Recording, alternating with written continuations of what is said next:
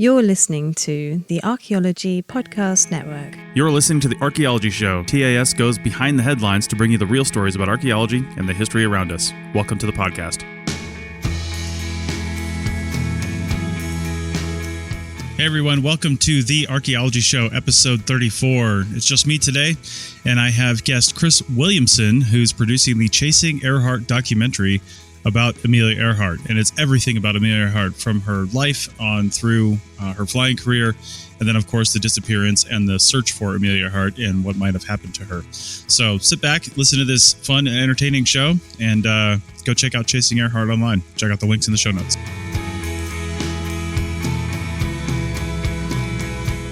All right, welcome to the Archaeology Show. April could not join me today, my co-host, but that's no problem because I have on with me today my guest, and it is Chris Williamson. Chris, how's it going? It's going well. Thank you so much for having me. I appreciate it. Yeah, no problem. So Chris Williamson is on to talk about the Chasing Earhart project and his interest in Amelia Earhart. And we first actually had an Amelia Earhart podcast, and I'll link to this in the show notes. It was back in early fall 2017. We interviewed Tom King, who was one of the principal archaeologists on the Tiger project that was out doing their, I think it's their biannual digs or excavations and research out at Nicaragua Island. I think I'm saying that right. Yep. Where they think Amelia Earhart actually landed and possibly landed, and then you know, her and Fred Noonan passed away there for whatever reason. So they don't know much about that yet, but we'll get into that later.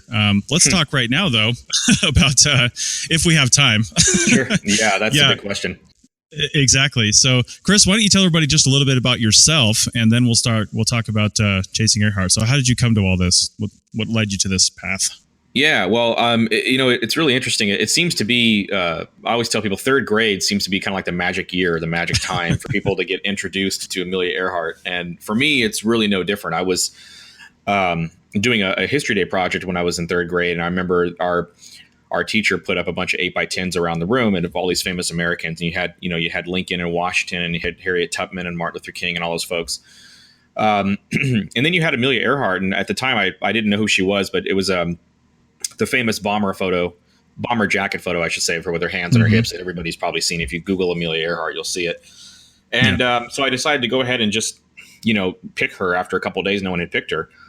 And that sort of became my unofficial involvement. I just kind of fell in love with the kind of the person she was and what she stood for and all this incredible stuff. Even at a young age, I was just kind of fascinated with it. And I remember I kept kind of sort of going back to that well. And every year when History Day project came around, or it was time to do that, I would just kind of revisit Amelia Earhart. I would do another project on her, and I would kind of focus on a different aspect of her life and of her career.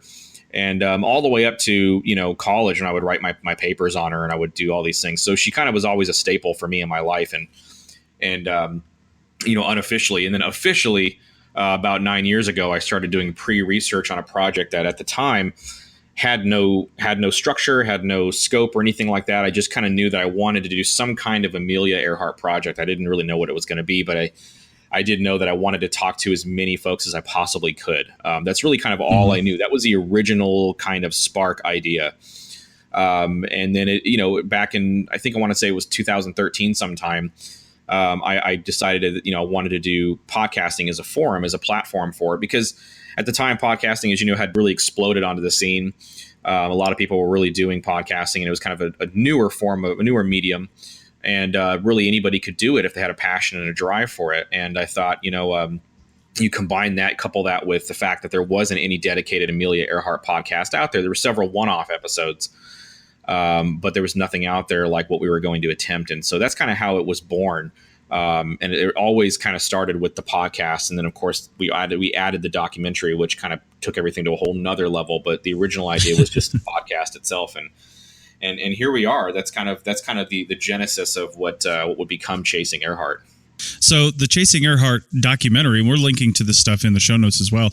Before we talk about that, what is do you have a background in like documentary filmmaking or filmmaking at all? Or is this something you just said, let's just do this? Well, I've always been passionate about film. Ever since I was little, I remember doing, recording our own videos and making our own movies and things like that with my cousin, who was a kind of like my best friend in my life. And, we'd always do that stuff. And I never really had a professional background in it. I had always kind of dabbled in editing and audio engineering and things like that. Nothing too hardcore. My background is primarily information technology. And that's really kind of what our team has a strong background in various aspects of IT. So, and we've kind of turned that into a benefit for the project. But I've never had personally any really detailed experience in documentary filmmaking. But luckily, fortunately for me, I was blessed to know people that just started coming out of the woodwork that were sound engineers and, sound people and, DPs and, people that had experience on documentary filmmaking. And once they kind of saw the vision I had and saw what I wanted to do, they kind of lended their services out of passion. And so it's been a really kind of a neat process. We've learned a lot since March. We just started shooting the documentary in March. So it's been nice. We packed so much into those few months. It's coming up on a year now that we'll be shooting the documentary. We've already got almost 200 hours of documentary. So We've got a lot of footage and, it's just been an incredible experience so far. So no official background, but Earhart was always going to be the one. We founded a 501c3 Chris Evans Films, which is, I always get asked, is that, based off Chris Evans, the actor? And it's like, no, it's not. It just happens to be my first name and my son's first name. And so we thought it'd be kind of a good way to kind of be an honor to my son to do this, because he's 8 years old and he's going with us on all this adventure. And it's been a lot of fun. So hence Chris Evans Films was born, and Chasing Earhart is the very first project of Chris Evans Films. All right, great. Well, I think that's just to put that note out there. There's a lot of people. I know a ton of people that just like, they have a dream and a passion about something. They're like, well, I don't have the skill to do this, or I don't have the, the money to do this or the something, but just push forward with it, tell people about it, and you might be surprised. Yeah. I'm glad you decided to just do it. Even you like never made a documentary series before, let alone not just one documentary, but let alone a series of documentaries, and said, let's just go big or go home on this and get it done. Yeah, definitely. I would agree with you. It's skill is almost, I don't want to say skill is irrelevant, but I think passion is more important than skill, and love and drive for something. If you really want to do something, right, you'll learn the skill to do it. You'll work on it. You'll put in the time and the effort. Passion drives you at 1 o'clock in the morning when you're dead tired. And, this more than anybody. I'm preaching to the choir here, but, when you love what you do, passion drives you. It's not the skill, it's the passion that drives you. And I would agree with that comment. It's very, very relevant. It's passion is a big deal. And we really have that by the boatload at Chasing Earhart for sure. Yeah, a couple of my podcasts are coming up on 5 and 6 year anniversaries, wow, and awesome. I'll tell you what, it's definitely not skill. So go listen to those first episodes. You know exactly what I'm talking about. Same here, man. Same here. I'm in the same boat. Yeah. It's interesting. You mentioned Tom King earlier, and Tom King was gracious enough to be our inaugural guest on the podcast. He's a good friend of the project, nice. And oh man, I mean, Tom was wonderful, but my first episode was just cringeworthy for me. It was just, I was so nervous to talk to someone of that stature, because he's such a, and you and I have talked about this off the air, but Tom King is he's a rock star when it comes to archaeology, and he's very humble about Absolutely. it, but he's pretty much the guy when it comes to archaeology. And to have someone of that stature be the first one out of the gate for Chasing Earhart is it was a real blessing for us, and we're just real excited to have him, and he's become a good friend. And we're actually gonna have him back on the show this coming Saturday. Him and Andrew McKenna are going to do a recap with us on the latest trip out to Nicaragua, which, if I remember correctly, was Tom's swan song. In our episode, he said that was going to be his last trip. He wasn't going to go back out. We'll see. So we'll see if he changes mind or not. We'll find out on Saturday. Yeah, it's funny you say that about him being the first interview you did, because my CRM archaeology podcast, the one about my industry, he was like interview 3 or 4. We didn't actually intend to start out being an interview show. I just happened to ask him, because he's all over Facebook. He's really engaged over there. And I just happened to ask him, say, hey, Tom, would you mind coming on? And he's like, yeah, no problem. So we figured it out. And he was actually, I think, our first interview, not quite our first podcast, but definitely our first interview. So yeah, it's really cool that he does that. Yeah. Great guy. Very humble.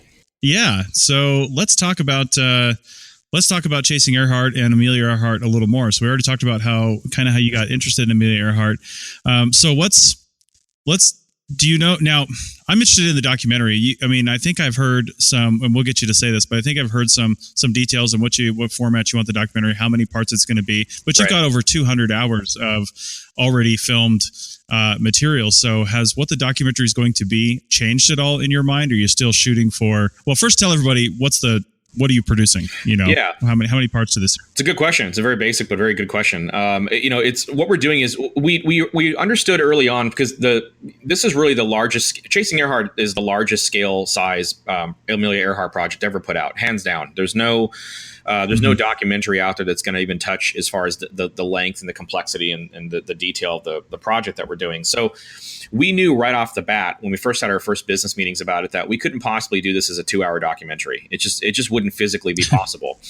We thought, in coupling that with trying to think outside the box of how can we make a documentary program that's going to stand out and that's going to be different, because anybody who has seen at least a half a dozen Earhart documentaries in their lifetime already. It's a flooded market. It really is.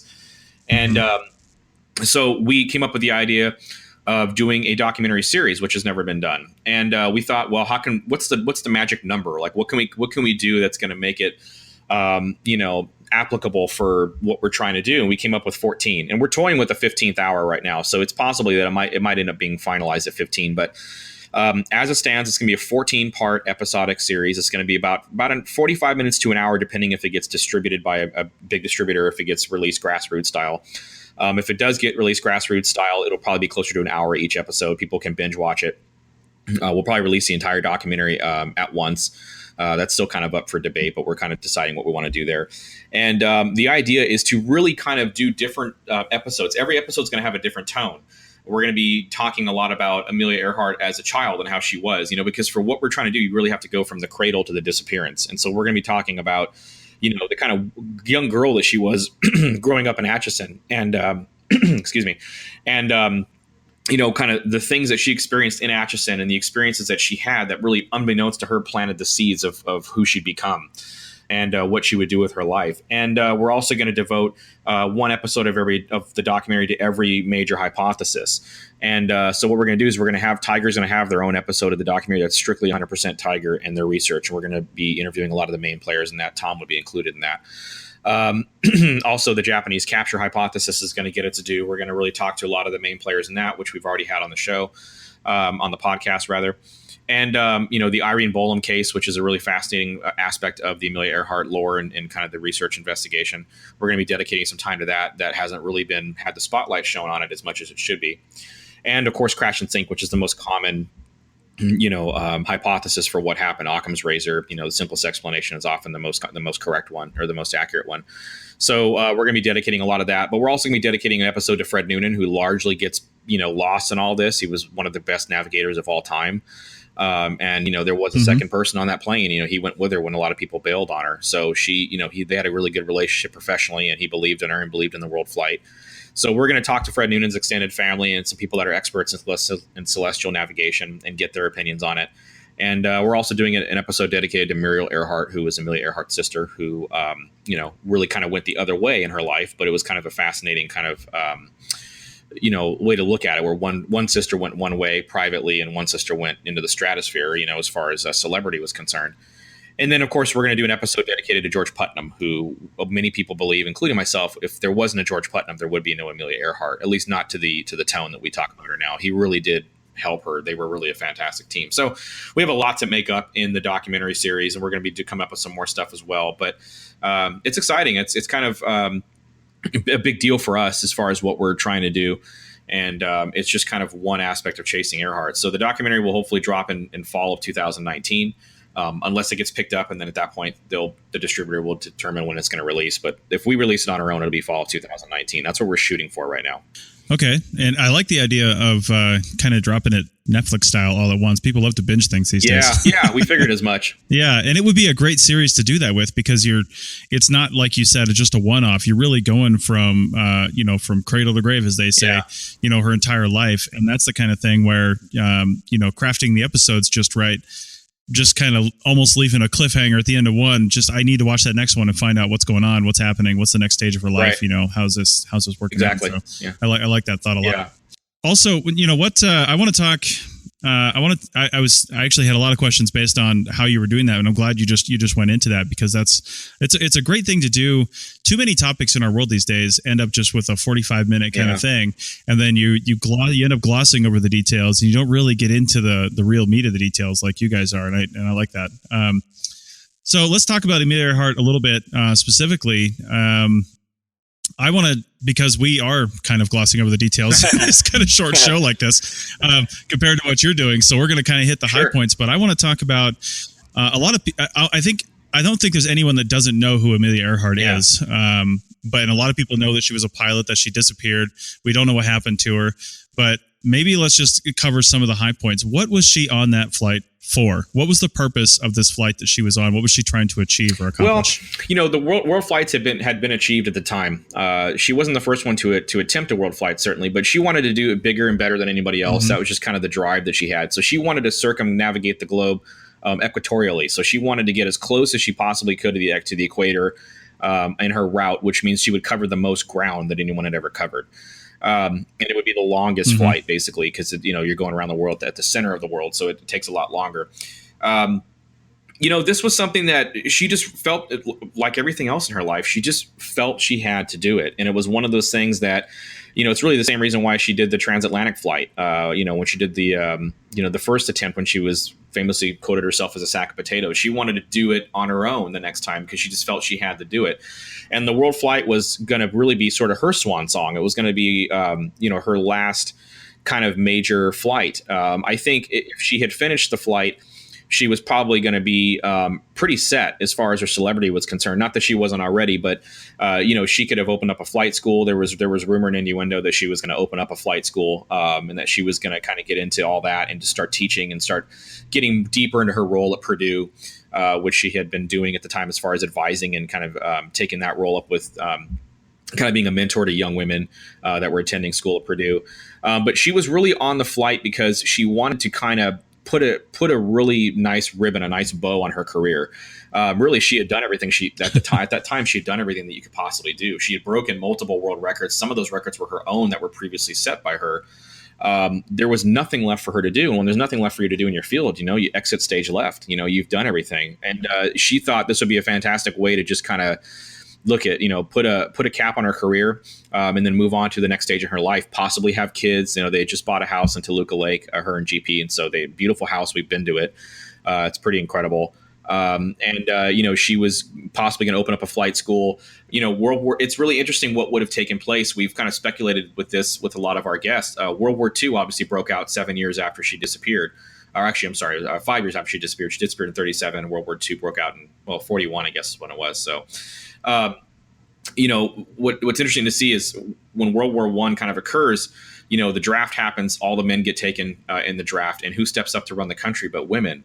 And I think she would have really been a massive advocate for that. That would have maybe changed her plans. And then of course the WASPs were formed, and who knows if she would have done something with that. I mean, really, it's kind of interesting to see kind of what she would have done. I mean, she was 39 years old at the time that she disappeared. So, a lot of people, this is a woman who walked away from 11 crashes at the time she disappeared. So, she was pretty incredible, but who knows what she would have done with her career afterwards. But, to kind of circle back to that question of why she was on it, I think she was on it because she wanted to cap her career. She wanted to put a nice ribbon on it. This was the very biggest and best way you could possibly do that. And that was kind of how she was. She was a really go big or go home kind of girl. And she was just going to put it out there. And she fully knew the risks when she attempted this world flight. She fully knew that there was a possibility that she couldn't make it. She fully knew that they had to land on Howland Island, which was like literally a floating needle in a haystack. She knew everything that she knew, and she still wanted to do it. And I think that just gives a kind of a testament of the kind of woman she was. That she famously kind of said before the flight that I had thought about the possibility of not returning. And once I thought about it and gave it its due, there really was no attention. There was no reason to really return to it. It was thought about. She decided to push forward, and that was that. And I think it was all just to put a cap on her career. She definitely didn't miss the mark on becoming a celebrity because she's almost probably more famous because she disappeared now. Who's to say what she would have done in her life, because she still had a lot of life left in her. But it really is. It's amazing. Yeah. So, okay, well, we're going to take our first break, and when we come back, we'll dive a little deeper into this story. In the meantime, go over to arcpodnet.com/members to help support the Archaeology Podcast Network and this show and our efforts with public archaeology and outreach. Back in a minute. This network is supported by our listeners. You can become a supporting member by going to arcpodnet.com/members and signing up. As a supporting member, you have access to high-quality downloads of each show and a discount at our future online store, and access to show hosts on a members-only Slack team. For professional members, we'll have training shows and other special content offered throughout the year. Once again, go to arcpodnet.com/members to support the network and get some great extras and swag in the process. That's arcpodnet.com/members. All right, we're back on the Archaeology Show, and we're talking with Chris Williamson of Chasing Earhart, the documentary that's coming to you hopefully sometime in the next, sometime by fall of 2019. Yeah. See who picks it up. One day. One day. Yeah. And so, we talked a little bit about the motivations behind the projects, and we're getting into Amelia Earhart a little bit. I wanted to mention too, I'm in the Civil Air Patrol, and cool. as you probably know, but a lot of the listeners may not know, Amelia Earhart actually features pretty prominently in the Civil Air Patrol because she's one of the Earhart Award is one of the major achievements that cadets in the Civil Air Patrol achieve throughout their career. Yeah, so it's incredible, isn't it? It really is. The reach is ridiculous.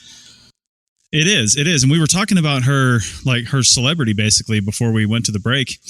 And I just made a quick comment, but I want to kind of dive into that a little more because a lot of the focus on talks about Amelia Earhart talk about her disappearance and what happened to her. But I kind of like thinking about, what would have happened if that hadn't happened, if she had actually made the flight or not gone on the flight at all or something like that, right? Where would she be? What would she have done? And it's because it's amazing the influence she has now on people's drive and motivation. I mean, the Earhart Award and the CAP on aviation in general, on women in aviation, and things like that. So, through all the interviews you've done, I guess what are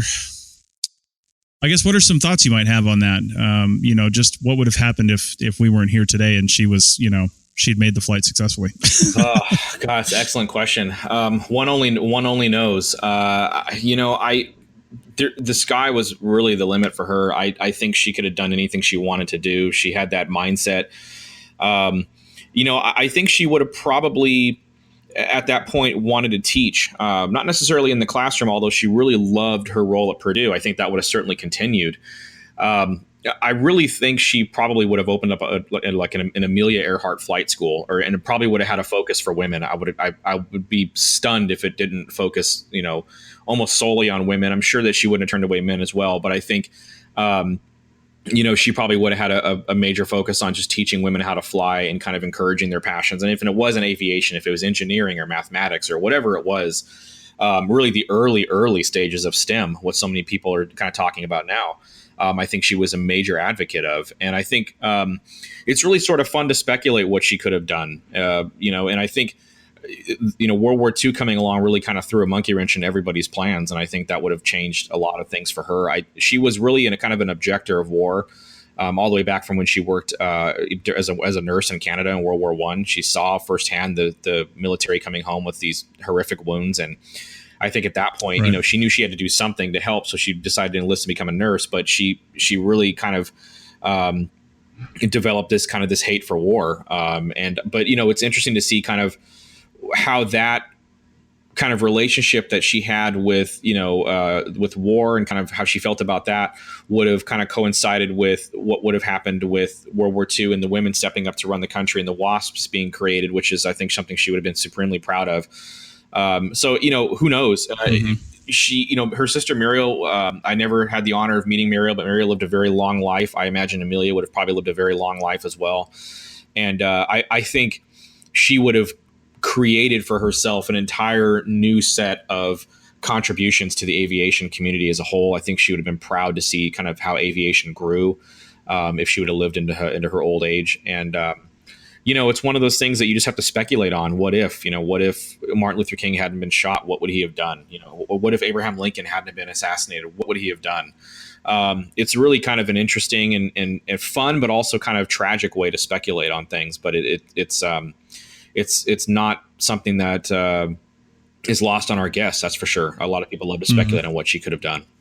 Yeah, it really speaks to the impact people can have on an entire civilization, because we've had so many really influential people in the past, especially women, and in that era advancing the cause of women and getting them recognized for their talents and what they're doing, and all that stuff throughout the years, and how far along they could have been had she been able to to do that. Definitely. So I want to go back to the actually, you brought up her enlistment, and then kind of her distaste for war and all that stuff. One of the recent episodes I heard on your podcast, Chasing Earhart, was a gentleman talking about that and talking about some of the theories, potential. Well, I don't know if they're theories. You maybe shed some light on this, but some of the ideas that maybe she was working with the military, or she made a comment about being a spy or something like that. Right. So can you comment on some of that, about her interaction with that, and maybe what her motivation behind that, maybe preventing war? Maybe that's what she thought she was doing, if she indeed was part of that. Yeah, it's a good way to look at it. Her interaction with the military and the United States government is kind of interesting, because she was really close with the Roosevelts, FDR and Eleanor especially. She famously took Eleanor up for a flight over DC at one point, and she was going to teach Eleanor to fly when she got back. That was one of the things that she was going to do. And Eleanor and her were really close, and she was close with FDR, and of course, GP was close with FDR. So I think you mix that with the fact that she was a subjector to war. I think it can go multiple ways, because if you look at some of the folks that we have on the show that talk about the various hypotheses that they're working, and really the Japanese capture hypothesis is such a massive umbrella. There's so many different avenues that are underneath that umbrella, that are contained within. And one of them is her involvement, and whether or not she knew about it, whether or not she was excited about her involvement, or whether or not she was kind of doing it more so as a personal favor for the Roosevelts, who she was really close with. If that is the case, and that is indeed what happened to her, it's really kind of interesting to see how that comes about. The first attempt that she had in flying, making the world flight, she famously ground looped the plane in Hawaii. And the plane had extensive damage, and it had to be, the flight had to be delayed by several months so that they could repair the plane and get it back into flying condition. It's important to note that at the time, her and GP sort of mortgaged their future on this entire world flight. This was this was kind of a risk, a real kind of calculated risk, but a risk nonetheless, that they kind of mortgaged everything they had on. And, it's interesting to note that after the plane was kind of ground looped and wrecked, it took 11 branches of the United States government to come in and actually fund this whole mission and get this plane back in flying order. The plane was taken into a secret, kind of a hangar. It was a military hangar. And it was a plane that was, it was being worked on by different aspects of the people that were kind of putting it together. It was very kind of under hush hush. People couldn't see what was going on. So I think maybe it's kind of interesting to speculate that in the initial world flight attempt, that she may or may not have been asked to do a personal favor. Hey, can you, if we put some cameras in your plane, can you take some photos of the Marshall Islands of the Pacific? It's an area that we haven't mapped, that we haven't had a chance to really get to. Can you do this for us? And maybe in the beginning she said absolutely not, because of her strong kind of objection to war. She didn't want to do any kind of have any part in that. And if they were in fact preparing for war, she maybe didn't want to take a part in that. But maybe when the plane crashed and she wrecked the plane, at that point she kind of had to. It was kind of a strong arm situation where they said, hey, we're going to go ahead and put your plane back together and fund the rest of your trip, but you're going to have to do something for us. And this is what we want from you. And she may or may not have had to do it at that point. Again, this is all speculation. This is all based off of hypothesis and based off of work that a lot of great folks have been doing. But it's interesting to speculate how she would have felt about that personally. It kind of goes both ways. She was fiercely loyal to her friends and her family. And she really thought a lot of Eleanor and thought a lot of FDR.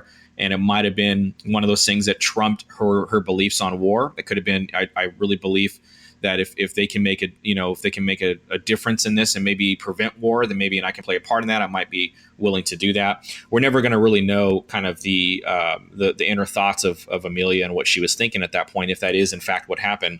But it is interesting to speculate. And a lot of people have been doing it. And I think they'll continue to do it for some time. Okay. Well, you kind of alluded to this just now and then in the last segment. Before we really continue talking about, where we go from there, Why don't you let our audience know what some of the most credible hypotheses are as to her disappearance and what happened on that flight? Because I know there's a handful of them, and then some people might remember the History Channel documentary that came out last summer, which really brought it to the forefront again. And so why don't you talk about some of the most credible? I say the most credible because there's probably a lot of really wacky theories out there too. Well, I think it's safe to say she probably wasn't abducted by aliens. So that's we're probably gonna strike that right off the top. But I can tell you this, for us, it's a little bit different. And I get this question, fairly often. There's really, there's three major hypotheses. There's really only two major hypotheses, depending on who you talk to. Obviously, the most common one is, we're going to talk about Occam's razor, is crash and sink. There's also, there's not much of a sub hypothesis. There's a crash and float a little bit, where they might have floated for a little while and then eventually sank. But that's pretty much the United States government, even to this day. That's their explanation for what happened to Amelia Earhart. She vanished over the Pacific Ocean. She ran out of fuel. She crashed. She sank, and that's what happened. And the plane's sitting in the bottom of the ocean. Right. And then the other major one is one of the oldest ones out there, and that's known as the Japanese capture hypothesis. That's what we've dubbed it as, because it's just such a large scale hypothesis. And as I alluded to earlier, there are many sub hypotheses under that umbrella. So depending on what you believe happened to the Lockheed Electra 10E, what you believe happened to Amelia and Fred, where they were taken, how they were treated, if and when they died on that island, and how long they were on that island before they died. There's a lot of kind of information on that particular hypothesis, as the Lost Evidence documentary kind of highlighted and spotlighted earlier this summer. And then there is the island castaway hypothesis, the Nikamororo hypothesis, which you've had a little bit of experience with in talking to Dr. King. Tiger's been working on that hypothesis for approximately 30 years. They've done a lot of research and excavating on that island. They've really kind of built a case built off of circumstantial evidence. We talk about this all the time on the show. Building a case is like building a house, and Tiger has been building their house for 30 years. They've been really working on this steadily, building a kind of this living, breathing kind of case that people can kind of look at, and their transparency is second to none. Rick Gillespie and that team is everything they find, it's on their website. You don't have to agree with it, but it's there. It's transparent. You can look at it. You can analyze it. You can make your own conclusions. And then they have there's another one that's kind of largely, I don't want to say panned, but it's just hasn't been given the due that I think it deserves. And that is known as the Irene Bolam hypothesis. And that is a very interesting and kind of, exciting kind of hypothesis to look at, because it's the only hypothesis that actually shows her living, actually survives and lives. And I've kind of stated this before in past interviews, that if you look at the Japanese capture hypothesis and then you look at the Irene Bolam hypothesis, you look at them side by side. The only major difference in the two is that one she dies and one she lives. And it's kind of the way that she's kind of relocated back to the United States and is one of the original participants in what would become later known as the Witness Protection Program. So it's one of those things that it's when you look at it by itself, it really, with all the forensic analysis that's been done on Irene Bolam and Amelia Earhart, and the handwriting analysis, and all the people that have gone to their grave knowing like they know that she was Amelia Earhart, it's an interesting hypothesis to look at, and I think it's one that really sort of warrants kind of a second look, if you will. And that's what our team is going to do. We're getting ready to do our Irene Bolam retrospective series. And we have some really interesting people that are going to be kind of involved, in some really powerful people that are going to really surprise a lot of people, I think, when they hear who's kind of involved in that particular retrospective. So those are the main hypotheses for us. And there are a couple of other ones. There's one known as the Buka hypothesis, which is being worked by a gentleman named Bill Snavely. He's done an incredible amount of research on it, and his I won't go into too much detail, but you can definitely hear it on our show, because he was a guest on our show. But essentially, the long and short of it is, he believed that they turned around when they realized that they couldn't make Howland, and they have a flight radius, and flight radius is how far you can fly on half your gas. And if you can't make your destination with the gas you have, or on half your gas, you turn around, because you're not going to risk crashing. And the idea here was that they turned around and they actually crash landed off Buka Island. And Bill Snavely, it's interesting. You think about that, and it kind of makes sense. From a standpoint of, well, you would turn around if you didn't think you could make it. But when you look at the fact that out of all of the hypotheses that are being worked, he's the only one that actually has a plane. There is actually a plane sitting in less than 100 feet of clear blue Pacific off of Buka Island that can be investigated. Oh, wow. That can either be ruled out or it can be ruled in. And Bill, I love Bill's attitude because he's not saying, he's not steadfast. He's not saying, yes, this has got to be there's no other option. He's a fan of everybody's work. He's a fan of everybody doing what they're doing. He's just simply saying there is a twin-tailed, twin-engine plane that matches Amelia Earhart's plane. Size, scale, scope. It's sitting in less than 100 feet of water. It's buried in coral. Let's go rule this thing out if we can. If not, let's investigate. And who knows if he's right? He's done the math. It's very interesting to kind of listen to that episode of the show. So we're kind of giving that its due and kind of giving that some spotlight. But it's really just interesting, to kind of see all these hypotheses. And for the first time ever, perhaps, we're going to be really kind of giving everybody the same platform to kind of work their hypothesis and put their data out there, untruncated and unargued by our team. We're not, our job is not to argue their data. Our job is to sort of just compartmentalize everything, put it out there, and let other folks decide, pick apart that data and decide if they're accurate, inaccurate, if it's plausible, not plausible. That's not for us to decide. And it's just kind of what we're doing. So more, smarter people than us are doing that part of it. Our job is just to kind of present all this really kind of like a jury trial case. It's a jury of public opinion. That's what I always say. People get to put it out there and, you decide what you believe. So. What you're deep in this like almost no one ever has been. That's both exciting and sad at the same time. No. What do you personally believe? It's a question I get all the time, and everybody always asks me what I believe, and I truly say I don't know yet, and people say that's a cop out, but really it's one of those things. It's like we still got 2 full years to shoot. We have so many people to talk to yet.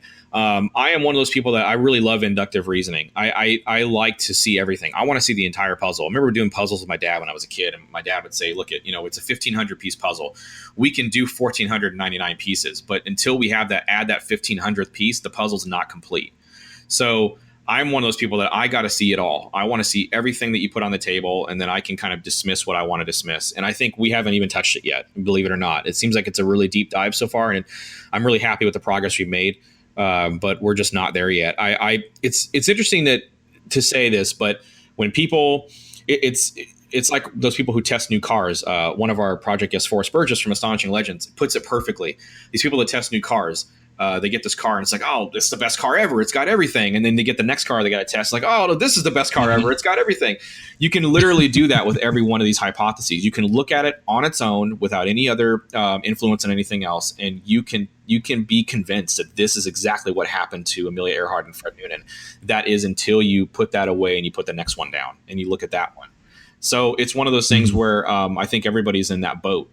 And they just have to be convinced. And I think I would be happy to give my thoughts, but I want to wait till it's finished. Mm-hmm. Well, you may not have a strictly scientific background, but you're definitely thinking like a scientist, and that's great. Yeah, we try. We try. I like that. It helps keep you impartial and unbiased when you're doing the documentary, and gives it a lot more credibility, I think. Because even if you had a personal pet theory that this one is correct, you wouldn't even know it, but it could be influencing your decisions and questions in other ways. And the fact that you're keeping open minded about it is really awesome from just a journalistic standpoint as well. So yeah, absolutely. Yeah. We have to do that. That's the very foundation of the project. If we don't do that, the project fails. Absolutely. Yeah. Okay. Well, we are going to take our final break, and then we'll be back to wrap up this discussion with Chris Williamson about Amelia Earhart in just a minute. I'm Jessica Yaquinto, and I'm the host of the Heritage Voices podcast. Heritage Voices focuses on how CRM and heritage professionals, public employees, tribes, and descendant communities can best work together to protect their heritage through tribal consultation, collaborative ethnography, and indigenous archaeology. Now back to the show. All right, we're back on episode 34 of the Archaeology Show, and we're talking with Chris Williamson about Amelia Earhart. And I want to back up just a little bit, because I think you may have mentioned this in the first segment, but Amelia Earhart is from Atchison, Kansas. Yes. And you guys actually moved there, I think it was last summer, which is serious dedication to the project. Yeah. But what's still in Atchison? What caused you to want to move there? Is it just being in the place where she grew up, or is there? I know there's a museum there and some other things, but what's this done for you? Oh, it's been hugely helpful for the creative process. We wanted to bookend phase 1 of the project in Atchison at the Amelia Earhart Festival. They have a festival here. There was their 21st festival this past summer in July. And they celebrate the life and the legacy of Amelia Earhart. And it's Atchison's a town of 11,000 people approximately. And every year, triple and quadruple that amount in July descend on Atchison for the Amelia Earhart Festival. They have this huge concert at Lake Fest here right on the Missouri River. They have the most incredible fireworks show you've ever seen. And on Saturday is the day where they have all the panels and they have the authors signing, and it's all about Amelia Earhart, and they do a birthday cake for her and everything. It's a really kind of a neat thing. Atchison does a wonderful job of keeping the soul and spirit of Amelia Earhart alive. The two women who run it, Jackie Prejean and Karen Seberg, are just incredible women. They're good friends, and they've been exceptional as far as, being able to put this on every year and do this. And you mentioned the Birthplace Museum. We happen to live about 3 blocks away from the room that Amelia Earhart was born in and the room that she grew up in. And it's right on the bank of the Missouri River. So you can, if you're standing in Amelia Earhart's bedroom when she was a kid, you look out her window and you can see the Missouri River. And it's she has these windows that opened up, and you can imagine that she probably sat on the roof, all the time. Just kind of looking at the Missouri River and everything. They've also got Grace McGuire's Lockheed 10 Electra E, which is the last remaining Lockheed 10 Electra E in the world. And it's out here at the Amelia Earhart Airport that's actually being redeveloped and redesigned. They're creating an entire new museum around Muriel, which is the name of the plane. And, I saw that plane for the first time in July, and it takes your breath away because it really... this is the plane that Amelia Earhart flew in. It's identical down to the rivet. And nice. It's pretty incredible to see that. And, they have Trinity Church where she was baptized here. They have the International Forest of Friendship, which is sort of like the Amelia Earhart Hall of Fame. It's kind of people get, inducted into the Forest of Friendship every year, every September, I believe. And it's just kind of people who kind of demonstrate the spirit and the soul of Amelia Earhart and what she stood for. And they've also got, just the city itself. It's got, you drive around the city and you'll see kind of graffiti style quotes painted on walls of Amelia Earhart in here. You'll see, kind of Amelia Earhart statues all around the city. They, I've always maintained this, and I still do. Amelia Earhart is still America's sweetheart, but she is definitely Atchison's daughter. She's Atchison's girl. And it's really kind of, for us to be here, it's really beautiful for the creative process because we can kind of get, ourselves in the mindset when I'm writing interviews, or again, it's like one of those things I was telling you about passion, 1 o'clock in the morning or whatever, and you're up writing interviews and you're exhausted and you're tired and you're like, this is the place you want to be. If you want to be creative and if you want to do this, it's not unlike, a writer who, if you're this, a writer that's going to write a mystery thriller or something that's going to take place in Alaska, they'll move themselves to Alaska while they're writing the book.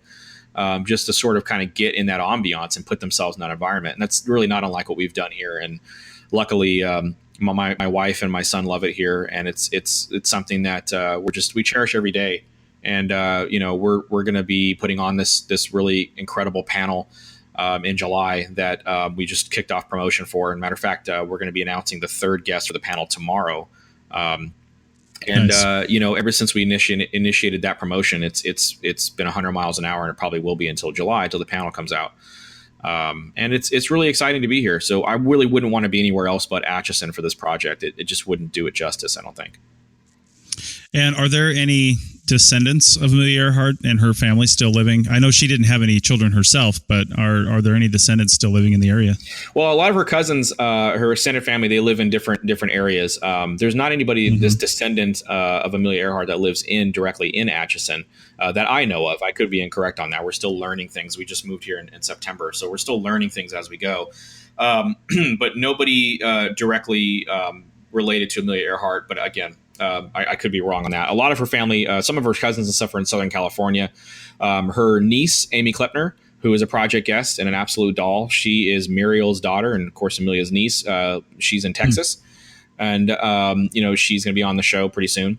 Nice. And so she's got a really incredible recollection of Amelia, and of course her mom, and we're doing an episode dedicated to Muriel with her, and we'll probably ask her a little bit about Amelia in the episode, or maybe have her back. But Amelia's family is kind of scattered all about.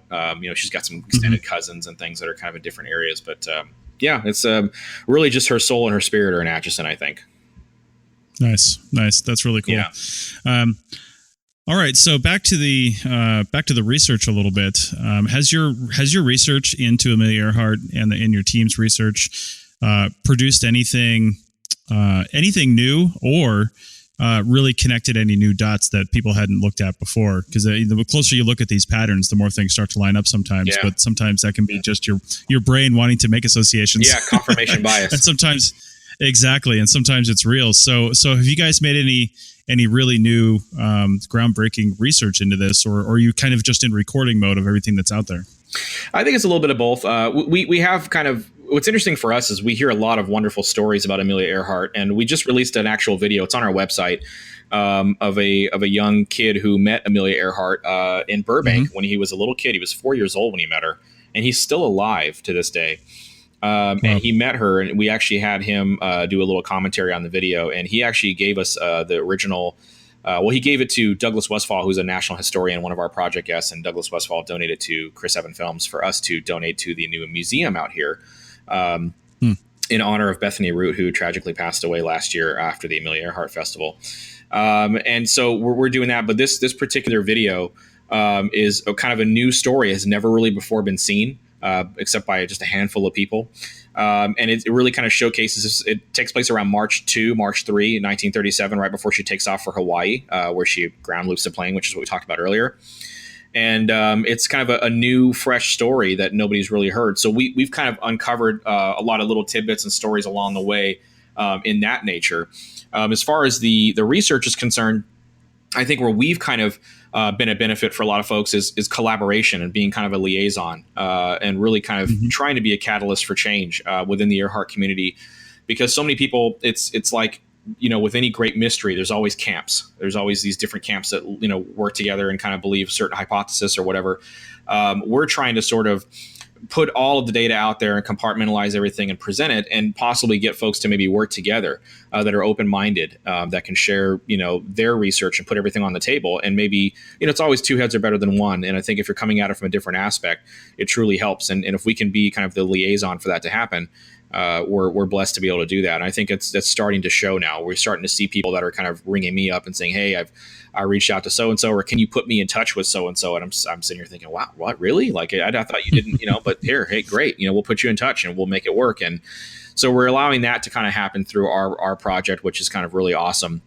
I think really kind of shining the spotlight on some of the different hypotheses, like the Bucca hypothesis that Bill Snavely's working, and like the Irene Bolam hypothesis that's been worked for a long time, but not given its proper due. I think that does uncover new stuff, and it covers, it gets more people involved, and it covers new information, because we dive deeper than most any group does. And so because of that, I think, and you probably can speak to this too, when you're researching something, the deeper you dive, the more likely it is that you're going to uncover something. And so for us, that's kind of the case we're trying to make here. And I think it's been starting to showcase through.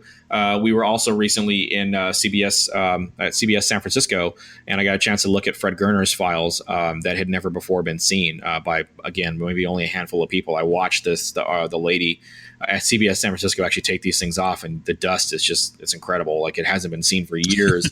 And we're trying to get that information released to us to be used in the Chasing Earhart project. And a lot of that, we'll have to go through it. It's boxes and boxes and boxes of papers and just notes and scribble and just whatever. And God only knows what could be in there. I know I did learn that he was in the middle of, he was going to write a second book. I just, who knows what that would have contained. Elaborate on Fred Gerner just real quick, because that's not a name a lot of people probably know associated with Amelia Earhart that are deep into the Amelia Earhart lore. Who is he, and what did he do in connection with her? So Fred Gerner was a correspondent at CBS San Francisco in the 60s, and very, very, well-known news guy, very well respected. And when the original story came out for the crash and sink, which was what the United States government stated that had happened to her, he just felt like something wasn't right, and he started kind of investigating, as journalists do. And he came upon his research took him to the island of Saipan, Marshall Islands, and he was really the pioneer of the Japanese capture hypothesis. He was the man that kind of blew the doors wide open on everything. And he did research, and talked to so many different people over there. And he made a lot of connections, a lot of friends, including Admiral Chester Nimitz, who is one of the most highly respected admirals to this day still in the history of the military, who had told him reportedly that, hey, you're onto something here. I can tell you that, she was here in the Marshall Islands, her and her navigator. So he kind of took the ball and ran with it, and really kind of created a whirlwind of research that trickles to this day, that people still talk about to this day, as we all experience with the lost evidence. Everything that was in the lost evidence, it can be traced back to Fred Gerner's research, and he really is the pioneer of all that. And so for that reason, he is an Amelia Earhart research icon, and he's going to be honored as in our icon series that we have, that we do for the podcast, alongside Leo Bellarts and Paul Rafford, and of course Joe Jervis, who we're getting ready to do with the Irene Bolam thing. So it's one of those situations where he was just one of the guys that pioneered everything for the Japanese capture hypothesis. He's the one that kind of started this whole thing in the mid to late 60s. 66 was when his book came out, and it just kind of it's a book. I mean, if you listen to our show. A lot of our guests that work the Japanese capture hypothesis or are familiar with the Earhart case in general say, I read Fred Gerner's book and that was what got me going. And he's a pioneer for that reason, and he's a very well-respected man. So we're just trying to honor him as much as we can, and honor the research as much as we can. Okay. Now, I'm glad you brought up the podcast, because that's how I want to round out this interview, is talking about how people can find out more, get their weekly dose, because you release weekly, right? Yeah, it was originally bi-weekly, and then it just got to be too much information, and people were demanding it weekly. You test the waters, and this too as well. You see kind of what's going to work and what's not, and we had such a great reception that we decided to move to weekly, and now it's what we're doing. There you go. Yeah. All right. So talk about the podcast a little bit for those that don't know about it. What kind of interviews do you have? You've got a couple of different types of series that you do on there, different types of shows. So talk about that a little bit. Yeah, the podcast is really my baby. That was the original idea for the project, and it still stays. It's the backbone of the project, I think. It's our constant data feed every week while we're shooting this documentary. And it's interview style. So every week I have a new guest from the project, a new project guest that's on the podcast. It could either be an archaeologist, as we did with Tom. It could be a scientist. It could be someone who's in aerospace. It could be someone that's affiliated with NASA. It could be an author. It could be a historian. And we're having some really interesting people coming up on the podcast. As a matter of fact, I'm going to sit down with Brad Meltzer on Tuesday, which is a really exciting thing. And Jessica Cox on Saturday, who's a really motivational, inspirational woman. And we basically just interview people and kind of ask them about we start out with the most basic questions, which is, tell us a little bit about your background and education, so people can kind of understand where they come from. And then we ask them the all-important kickoff question, which is, how did Amelia Earhart come into your life? And that's always a great question to start, because it just gets people kind of, it's a different answer every time. Everybody comes to Amelia for something different. And it's really interesting to kind of get that kind of perspective. And we do the icon episodes. So every so often we do an icon episode, which is someone who really kind of exemplifies Amelia Earhart lore and legend and research, or someone who was a part of the story. We just did a 3-part retrospective series with Chief Leo Bellarts, who was the radio man on the Itasca, who was the last person to speak to Amelia Earhart when she was saying those famous lines, "I'm on the line, 157337." She was saying them to Leo. And we did earlier. We did a icon interview with Paul Rafford Jr., who wrote Amelia Earhart's radio, who was an incredibly gifted radio man and probably one of the most knowledgeable radio men on the planet, if not the most. So we have the icon episodes kind of sprinkled in there, and we're going to start doing some panel style interviews. We're going to be doing an interview pretty soon with children's authors that just kind of talk strictly about Amelia Earhart's impact on children. and why she's so relevant today, and why people, young kids, still kind of dress up as Amelia Earhart at 9 years old still. There's a reason Right. behind that, and we're going to kind of talk about all that. We also have prosecutors, defense attorneys, people in the legal system that are on the show that assist us and assist our audience really in breaking down terms like circumstantial evidence, smoking gun, anecdotal evidence. They talk about how you build a case, how you present it to a jury, how that process works, what constitutes as proving a case beyond a reasonable doubt, how do you fail to prove a case, all that great stuff. So people that are young, because we have a lot of young people that follow the project, can kind of sort of follow along. And when they hear these terms, they know exactly what those terms originate from and how they are. So it's really kind of an educational experience. It's something that the listener can follow along with the whole journey. And they can dive as little or as deep as they want with us, with our team. And, that's kind of the podcast in a nutshell. It releases weekly. It can be found pretty much everywhere you can think of that a podcast can be found. We're on iTunes and Google Play, obviously. We're actually going to be the featured podcast on Podbean, which we're real excited about. That's going to kick off on the 19th. So for the folks out there who listen to your show that listen via Podbean or that have Podbean, if you go on the app, you'll see our banner up there, and then hopefully that'll get some more eyes on the project and get some more people to listen to the show. And we're going to keep going, man. We've recorded 36 episodes now. We just released episode 24, and we continue to record. Nice. I got 5 more episodes I'm recording this week. So we could truly stop recording the podcast for months and still release every week with no problem. Which is good for us, because sometimes I need to take a break because I'm shooting the documentary and it bleeds into the weekend, and sometimes we have promotion and things and we can't record. So it's great to be able to just kind of get these episodes ready and get them out there for people to consume. I'll tell you what, as a podcaster, there's no better feeling than having some in the bank. So I'm with you, man, 100% on that. It really, especially with what we're doing, because it just gets bigger and bigger and bigger. I tell people when I do interviews in media all the time that this Earhart project that we're doing, it's the best way I can sum it up is it's a terrible privilege. It really is. Mm-hmm. And it's one of those things that we feel honored and blessed to do, but it's a lot of work, and it hasn't been taken on in this aspect and this scale before. And we're happy to be able to do it.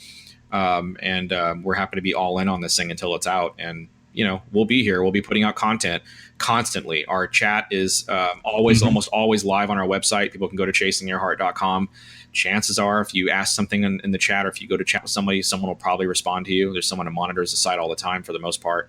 Our team is great. I can't push our team enough. They're so great. I'm just one person on the team, and I'm just kind of the monkey trying to keep up with everybody's interviews. And they're the real stars of the show, not me. I'm just kind of the guy that's unwittingly being thrown out in the spotlight to talk about everything. Well, everybody that has organized something like this knows that no team would exist without somebody to organize them all into a cohesive thing to get something done. So what you're doing is really great. And I think that's an awesome note to end on. So check out all the links in the show notes. We have a bunch of stuff that Chris mentioned on the show here that I've been taking notes on that'll be in the show notes for this episode. And some of the things he mentioned have already happened, like some of the interviews they're going to do, because you're listening to this a little bit in the future from when we're recording. So definitely go check a lot of this stuff out. And thank you, Chris Williamson, for being on the show. It's been my honor. Thank you so much, Chris. I appreciate it.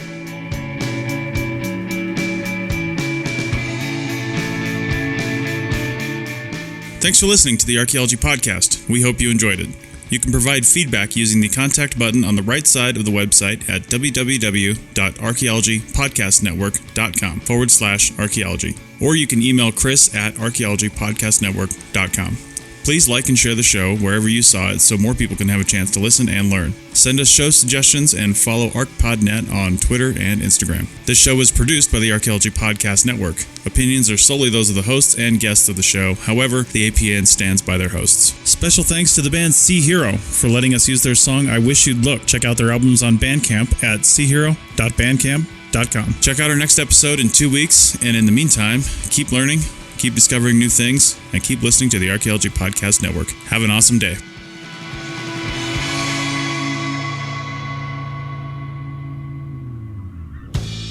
This show is produced and recorded by the Archaeology Podcast Network, Chris Webster and Tristan Boyle, in Reno, Nevada, at the Reno Collective. This has been a presentation of the Archaeology Podcast Network. Visit us on the web for show notes and other podcasts at www.archpodnet.com. Contact us at chris@archaeologypodcastnetwork.com. Thanks again for listening to this episode and for supporting the Archaeology Podcast Network. If you want these shows to keep going, consider becoming a member for just $7.99 US a month. That's cheaper than a venti quad eggnog latte. Go to arcpodnet.com/members for more info.